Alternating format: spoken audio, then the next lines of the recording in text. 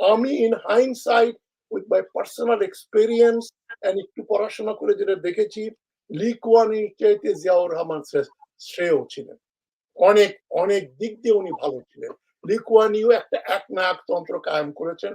নিজের ছেলেদেরকে, তার ইমিডিয়েট বড় ছেলে তো আপনার প্রধানমন্ত্রী হয়ে কয়দিন আগে রিটায়ার করলো।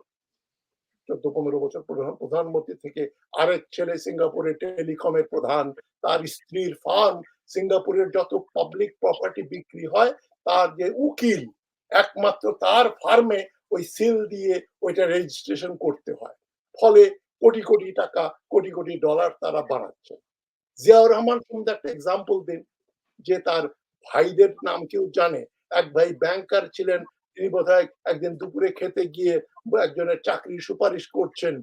তো ওখানে ডাইনিং টেবিলেই বকা দিয়ে বলছেন যে, "তুমি আমার এখানে আসবে না, তুমি আমার এখানে